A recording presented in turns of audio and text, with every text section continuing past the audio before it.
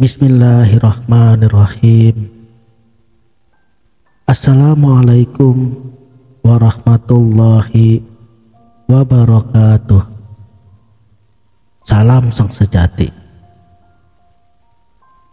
Ada satu kekuatan yang tersembunyi di dalam tubuh kita, yaitu energi ilahi atau nur ilahi. Energi nur ilahi ini jauh lebih dahsyat dari tenaga dalam murni ataupun tenaga dalam hikmah kontak, yaitu bagi orang yang rajin menjalankan ibadah. Tetapi tentunya ibadah seperti sholat, zikir, puasa, membaca Quran dan lain sebagainya, ada cara khususnya yang harus dipahami. Mohon maaf, sebab banyak sekali orang melakukan ritual ibadah seperti tersebut. Hasilnya biasa-biasa saja, karena mereka belum memahami secara khusus daripada ritual ibadah-ibadah yang mereka lakukan, yaitu hanya sebatas untuk menggugurkan kewajiban semata.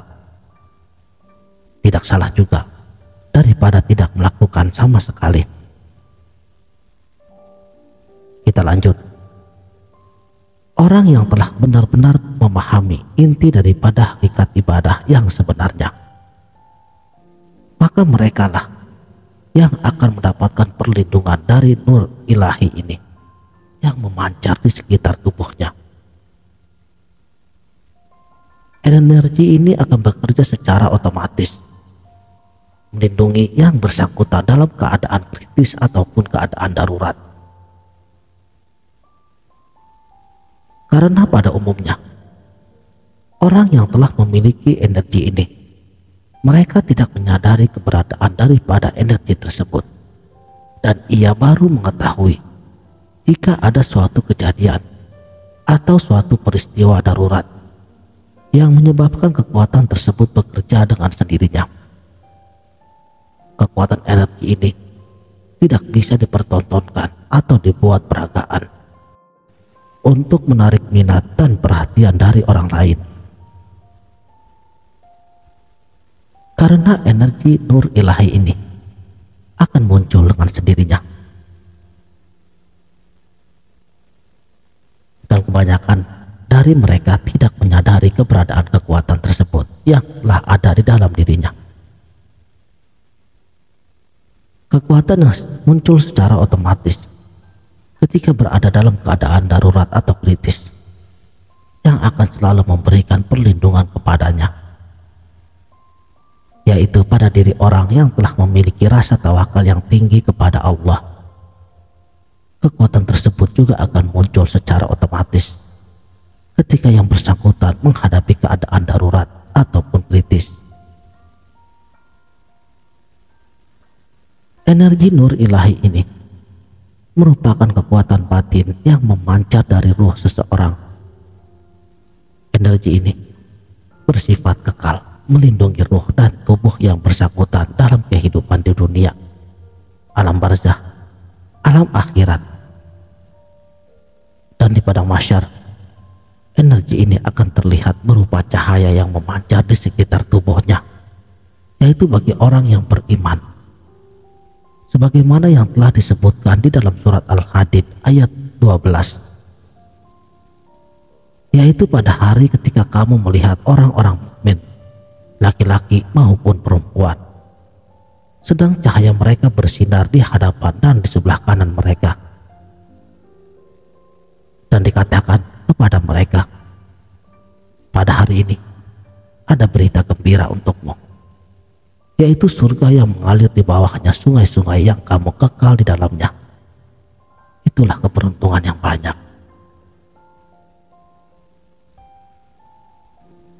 Energi ini akan terus meningkat tergantung pada tingkat spiritualitas diri kita sendiri, yaitu dalam melaksanakan semua ritual ibadah yang sesungguhnya. Orang-orang soleh dan para waliullah umumnya mereka telah memiliki energi ini.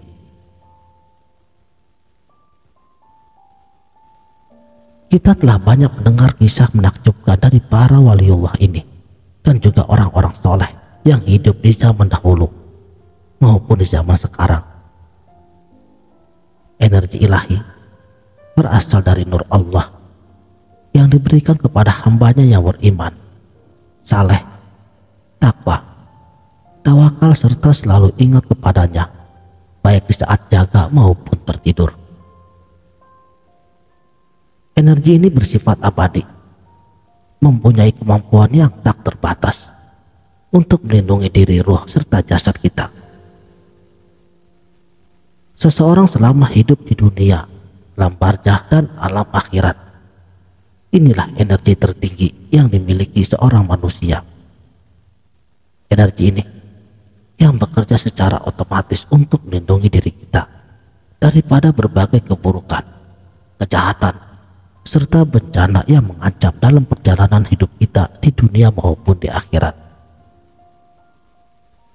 Walaupun energi ini memang tidak bisa diperlihatkan atau diperagakan seperti tenaga dalam murni, namun ia akan bekerja secara otomatis dalam keadaan darurat ataupun keadaan tertentu.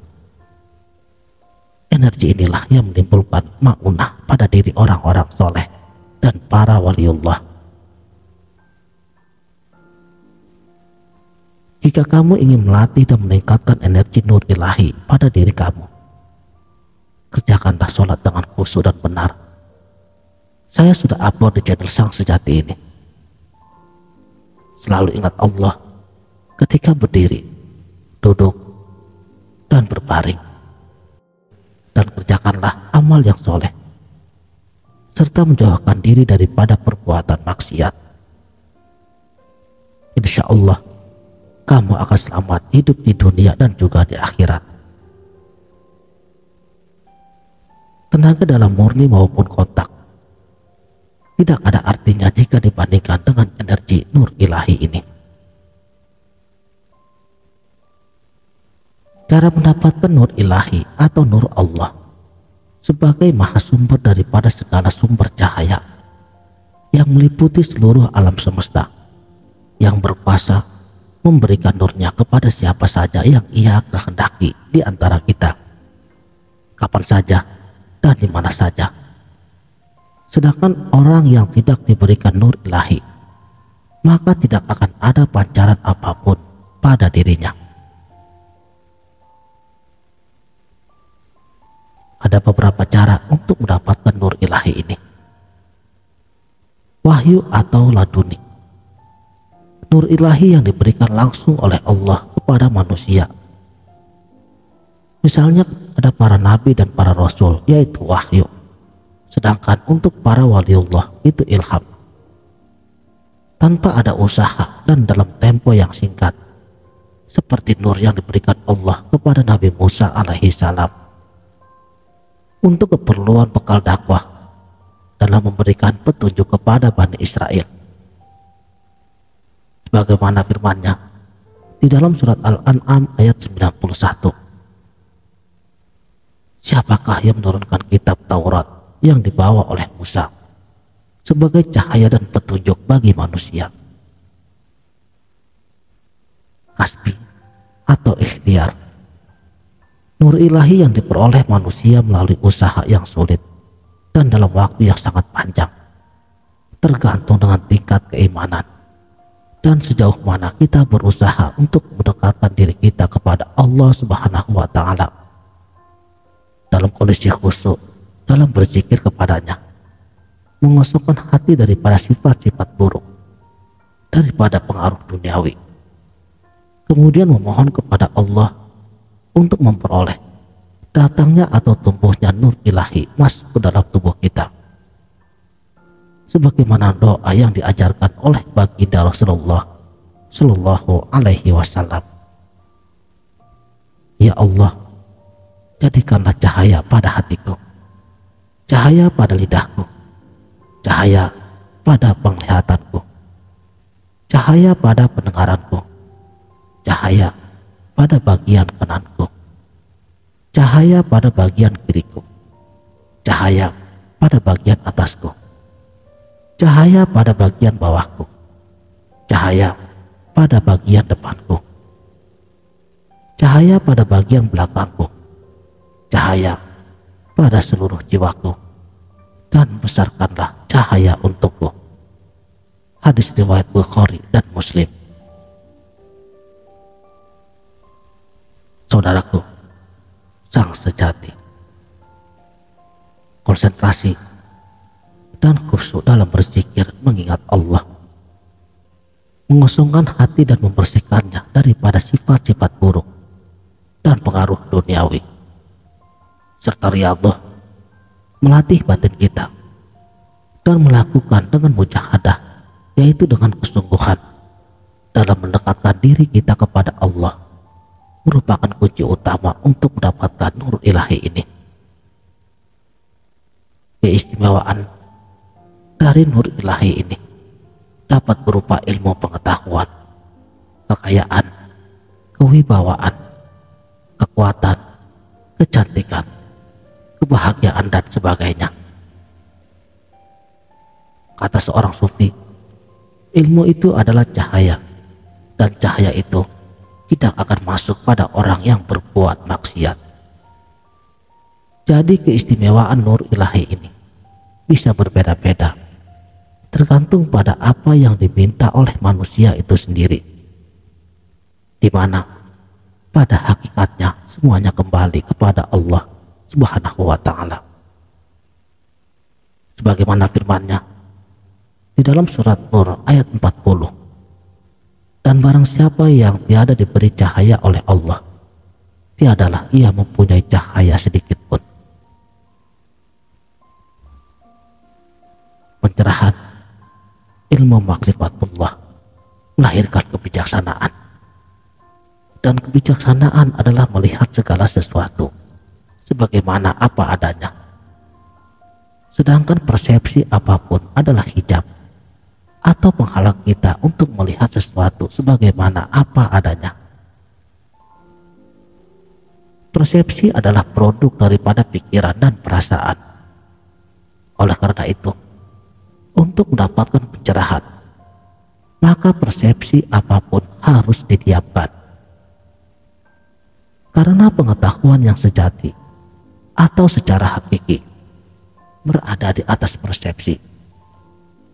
Apabila persepsi telah didiamkan, barulah akan muncul pengetahuan sejati. Karena ilmu adalah salah satu sifat Tuhan, dan ilmu Tuhan sifatnya luas meliputi seluruh alam, baik itu yang nyata maupun yang gaib.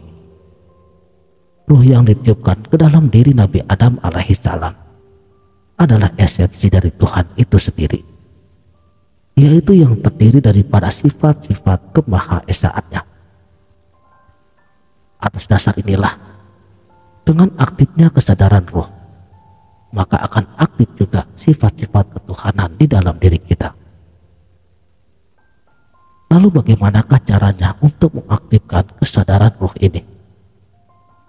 Jawabannya, matikanlah segala persepsi apapun melalui proses tafakur, yaitu memfokuskan seluruh kesadaran terhadap satu titik fokus. Semua ritual yang ada di dalam agama tujuannya adalah ini.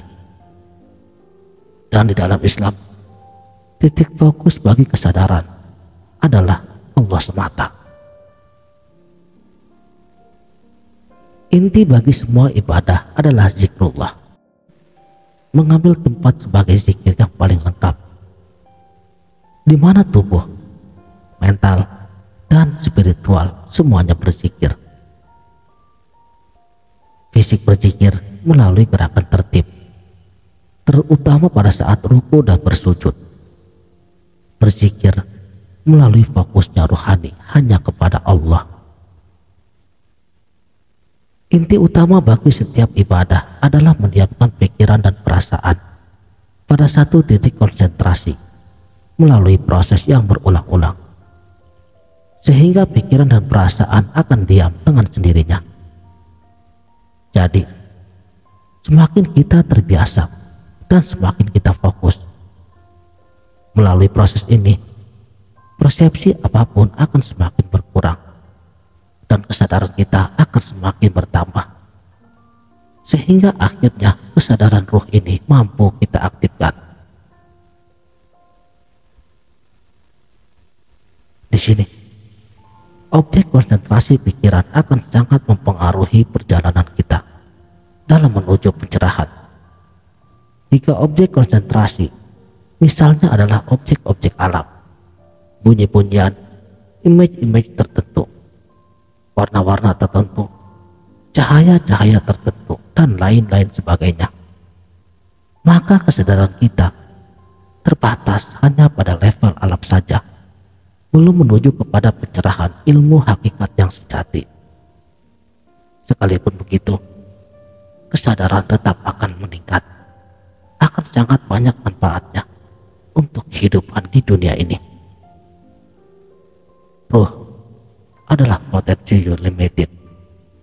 Jadi untuk dapat mengaktifkan kesadaran ruh ini, yang kita perlukan adalah konsentrasi yang juga unlimited, yaitu Allah Azza wa Jalla, yang wujudnya tidak terbatas dan meliputi segala sesuatu.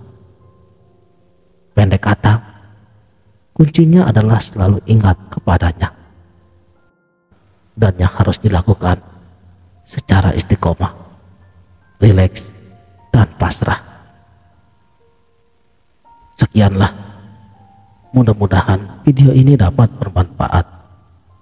Wabillahi taufik wal hidayah.